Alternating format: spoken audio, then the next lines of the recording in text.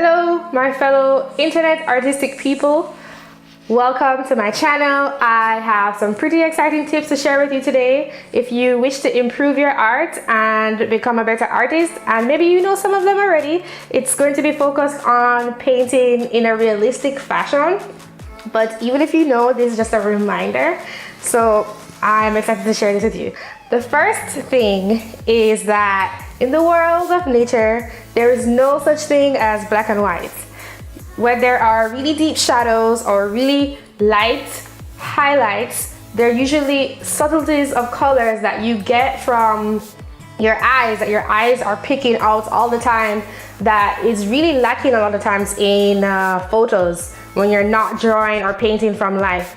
So I would say focus on picking out the hues and bringing them to life. For example, if you are trying to paint droplets of water on a window pane, you might think that it's just white and gray and black, but there's probably some hints of blue or hints of green. When you're doing skin tones, I pretty much use a similar color palette all the time, but you get some reds and purples, even green, and it really depends on the lighting that's outside. If it's gray like it is today, there might be some blue, you know, because it's like a cool blue that's coming in through the window. So I would encourage you to think about those things if you want to have a very lifelike feel to your compositions. The second thing would be to have patience.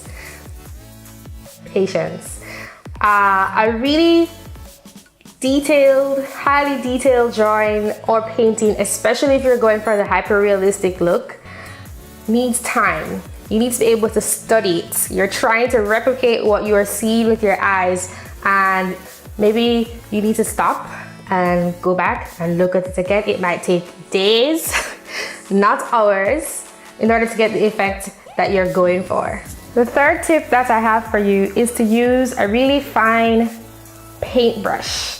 The ultimate goal is to draw exactly what you see, and your eyes, they're seeing a lot. It can mean the difference between a smile or a frown. I remember I was doing a painting of a girl dancing ballet, and I did the stroke over and over again until I found the exact expression that I was looking for. And you can't get those little nuances if you're not using a small paintbrush. If you can do things on a large scale, you can also do them on a smaller scale. You just need to have the right tools and be willing to take the time to be able to replicate all those patterns of light that you're seeing. The fourth tip that I have for you is to focus on lighting.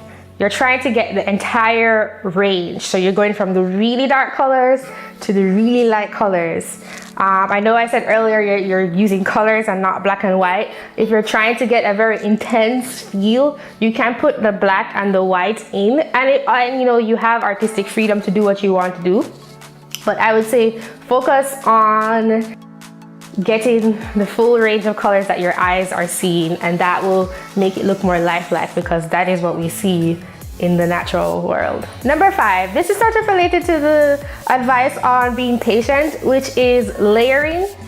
That can really add a certain look of I don't know, shifting colors, and allow you to let something dry and then go back and have, you know, if you're doing skin tone, you can have a color layered underneath the top one because you're using a thinner layer on top, and that can really allow you to get the exact color that you're looking for. And this also leads into my next tip, which is texture. You know, you want to feel like you can touch it. You're like, my hair is so very different from my skin or the shirt that I'm wearing, the wall behind me, this painting that I think you can see beside me. I'm trying to get texture, and it's not just the strokes, but you can also use the thickness of the paint to have a more closer feel to a painting. You can also, you know, change the mood using texture by having everything be very soft, like if you look at the Mona Lisa, everything is really soft. Compared to my painting right here, where everything is sort of rough, because that's the look I'm going for. Even in the skin, it's not like someone wearing foundation. It's like real skin, and male skin at that. Basically, you want to feel like you can touch it. And my final tip for you today, number 7, is to focus on the edges. Because if you have very defined edges, they look a lot more realistic. You could be filling in a color. Maybe you have the skin looking sort of washed out and not really fully there. But if you just put that edge in and you get that shadow and then the highlight right beside it, very well done, it looks concrete. It really looks concrete and grounded, and like you're really getting the detail and the form of an object in comparison to the background, or defining the foreground from the background. So that's my final tip for you. That's it for today. I hope that was useful. Please don't forget to subscribe. You can follow me on Twitter and Instagram at Desi-Rae Art. There are links in the description below. Thank you for watching. I really hope that was useful, and I will talk to you soon. Bye bye.